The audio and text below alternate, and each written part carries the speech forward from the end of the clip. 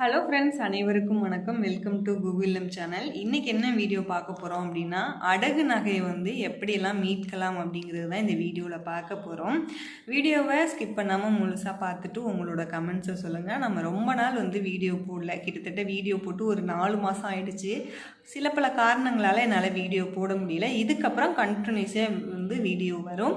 கண்டிப்பாக சப்போர்ட் பண்ணுங்கள். உங்களோட சப்போர்ட்டை எப்போதும் எனக்கு கொடுத்துட்டே இருங்க. வாங்க இப்போ வீடியோ பார்க்கலாம். ஃபஸ்ட்டு வந்து நகையை வந்து எங்கே அடகு வைக்கணும் அப்படிங்கிறது கண்டிப்பாக தெரிஞ்சிருக்கணும். என்ன காரணம்னா, நம்மளில் நிறைய பேர் வந்து நகையை வந்து அடகு கடையிலே வச்சிடலாமே அப்படின்னு நினைப்பீங்க. அடகு கடையில் அடகு வைக்கிறத விட பேங்க்கில் வைக்கிறது தான் ரொம்ப நல்லது. இப்போ உங்களுக்கு வந்து ஒரு பேங்க்கில் ஒரு அக்கௌண்ட் இருக்குது அப்படின்னா, அந்த பேங்க்கோட பிரான்ச் எந்த பிரான்ச்சில் வேணாலும் நீங்கள் அடகு வைக்கலாம். ஸோ பேங்க்கில் வைக்கிறது நம்மளுக்கு வந்து வட்டி வந்து எத்தனை நாள் வந்து நம்ம வச்சுருக்கோமோ அத்தனை நாளுக்கான வட்டி மட்டும்தான் வந்து எடுத்துப்பாங்க. ஸோ அதுதான் பெஸ்ட்டும் கூட. பேங்க்கில் வைக்கிறது தான் நல்லது. அதே போல் ரெண்டாவது விஷயமா, நம்ம இப்போ வந்து ஒரு உதாரணத்துக்கு ஒரு 2 பவுன் இல்லைன்னா ஒரு 5 பவுன் வைக்கிறோம் அப்படின்னா, அதை வந்து பிரித்து வைக்கலாமா இல்லை மொத்தமாக வைக்கிறது நல்லதா அப்படின்னு பார்த்தீங்க அப்படின்னா, பிரித்து வைக்கிறது தான் நல்லது.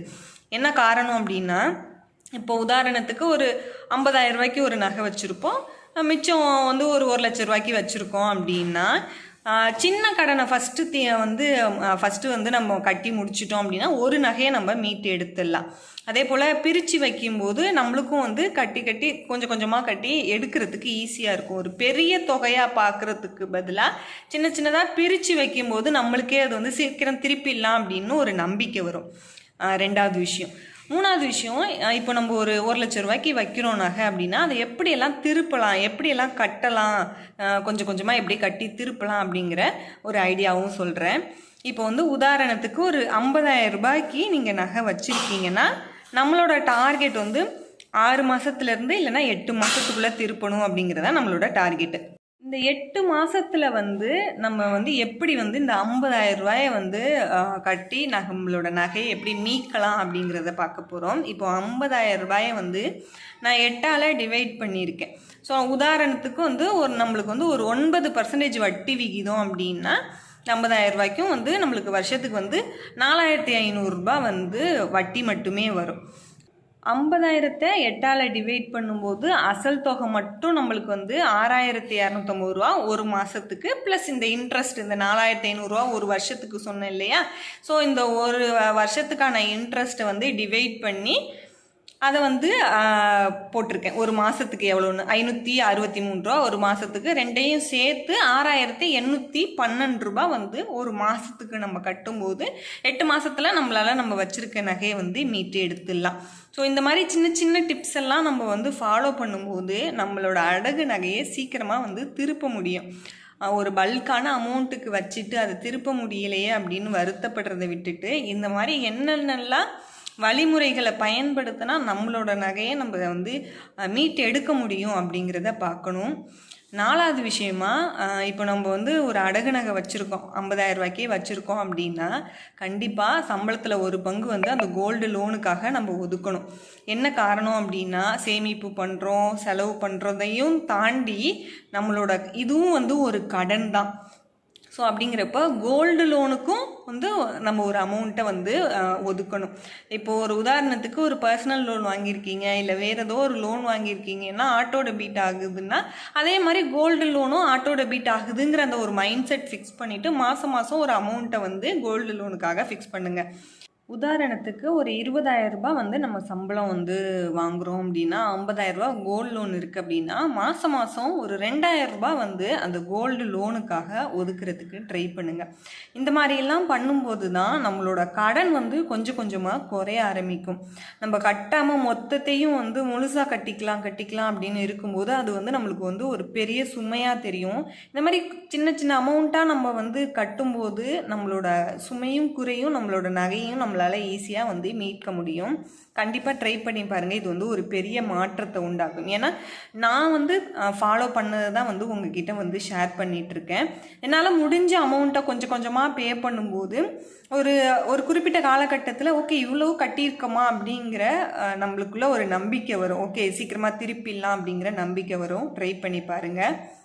அதே போல் வந்து இப்போ நம்ம வந்து லோன் வந்து நம்மளுக்கு நிறைய இருக்குது அப்படின்னா அந்த லோன் அடைக்கிறதுக்கு ஒரு சேமிப்பு ஒரு உதாரணத்துக்கு எனக்கு ஒரு ஹோம் லோன் இருக்குது, ஒரு ஜொல் லோன் வந்து ஒரு 5 லட்ச ரூபாய் இருக்குது அப்படின்னா அதை வந்து எப்படி வந்து மீட்க முடியும் அப்படிங்கிறதுக்கு ஃபஸ்ட்டு ட்ரை பண்ணணும். ரெண்டாவது விஷயம், அந்த லோனுக்காகவே ஒரு சேமிப்பை வந்து நம்ம உருவாக்கணும். அந்த மாதிரிலாம் ஒரு கமிட்மெண்ட்டுக்குள்ளே வரும்போது நம்மளோட பணம் வந்து வீணாக செலவாகிறத நம்மளால் வந்து கண்ட்ரோல் பண்ண முடியும். கண்டிப்பாக ட்ரை பண்ணி பாருங்கள். அடுத்த விஷயமா, இப்போது எக்ஸ்ட்ரா இன்கம், அதாவது வந்து இப்போது ஒரு கம்பெனியில் நீங்கள் ஒர்க் பண்ணுறீங்க, இன்சென்டிவ் வருது, இல்லை போனஸ் வருது, இந்த மாதிரி ஏதாவது எக்ஸ்ட்ரா இன்கம் வர்றதை கண்டிப்பாக நம்மளோட லோனுக்காக தான் வந்து பயன்படுத்தணும். அது கோல்டு லோனாக இருக்கலாம், பர்சனல் லோனாக இருக்கலாம், வேறு ஏதாவது கடனாக இருக்கலாம். அந்த கடனை அடைக்கிறதுக்கு தான் பார்க்கணும். அதே போல் இப்போ எனக்கு சம்பளம் பத்தலை, 20,000 ரூபா தான் சம்பளம், ஆனால் சம்பளத்தை தாண்டின கடன் இருக்குது அப்படின்னா நம்மளால் இன்னும் மேலும் நம்மளோட வருமானத்தை பெருக்க நம்மளால் என்ன செய்ய முடியும், என்ன செய்யலாம் அப்படிங்கிறத கண்டிப்பாக பார்க்கணும். ஒரே வருமானத்தை மட்டுமே வந்து நம்பி ஓடணும் அப்படின்னா ஒரு குறிப்பிட்ட காலத்தில் நம்மளோட சுமை குறையலையே அப்படின்னு நம்மளுக்கே தோண ஆரம்பிச்சிடும். ஸோ அதனால் வேறு என்ன எக்ஸ்ட்ராவாக இன்கம் வந்து நம்மளால் ஈட்ட முடியும் அப்படிங்கிறத பாருங்கள். அடுத்ததாக வந்து பேங்க்கில் மட்டும்தான் வந்து பே பண்ணணும்னு இல்லை. இப்போ வந்து எல்லா பேங்க்லேயுமே வந்து கோல்டு லோனாக இருக்கட்டும், வேறு எந்த லோனாக இருந்தாலும் நம்ம வந்து அதை மானிட்டர் பண்ணுறதுக்கு அந்த பேங்க்கோட ஆப்லேயே வந்து பண்ணிக்கலாம். ஸோ இந்த மாதிரி லோனெல்லாம் வந்து நீங்கள் எடுக்கிறீங்க அப்படின்னா அந்த பேங்க்கோட ஆப் யூஸ் பண்ணி கொஞ்சம் கொஞ்சமாக ஒரு 500 ரூபாய் ஆகட்டும், ஒரு 1000 ரூபாய், இந்த மாதிரி சின்ன சின்ன அமௌண்ட்டாக அந்த ஆப் மூலமாகவே நம்மளால் வந்து பே பண்ண முடியும். அந்த மாதிரி சின்ன சின்ன அமௌண்ட்டாக பே பண்ணும்போது நம்மளுக்கு வந்து கொஞ்சம் கொஞ்சமாக நம்மளோட சுமை குறையுது. உங்ககிட்ட எவ்வளவு இருக்கோ அதை பே பண்ணுங்கள், இவ்வளோ தான் பே பண்ணணும் இல்லை, மினிமம். ஆனால் வந்து அவங்க ஒரு மினிமம் அமௌண்ட் வச்சுருப்பாங்க, 500 ரூபாய் அப்படின்னு சொல்லிட்டு. ஸோ ஒரு அந்த அமௌண்ட்டை இப்போ கிடைக்கும் போதெல்லாம் பே பண்ணும்போது உங்களோட அந்த மெயின் பிரின்சிபல் அமௌண்ட்லேருந்து அது டிடக்ட் ஆகும்போது வட்டியும் குறைய ஆரம்பிக்கும். ஸோ இந்த மாதிரி கொஞ்சம் கொஞ்சமாக பே பண்ணி நம்மளால் வந்து நம்மளோட நகையும் வந்து மீட் எடுக்க முடியும். ட்ரை பண்ணி பாருங்கள். இதெல்லாம் வந்து நான் ஃபாலோ பண்ண டிப்ஸ் தான் உங்களுக்கு சொல்லியிருக்கேன். ட்ரை பண்ணி பார்த்துட்டு உங்களோட கமெண்ட்ஸை ஷேர் பண்ணுங்கள். வீடியோ பிடிச்சிருந்துச்சுன்னா லைக் பண்ணுங்கள். தேங்க்யூ ஃபார் வாட்சிங்.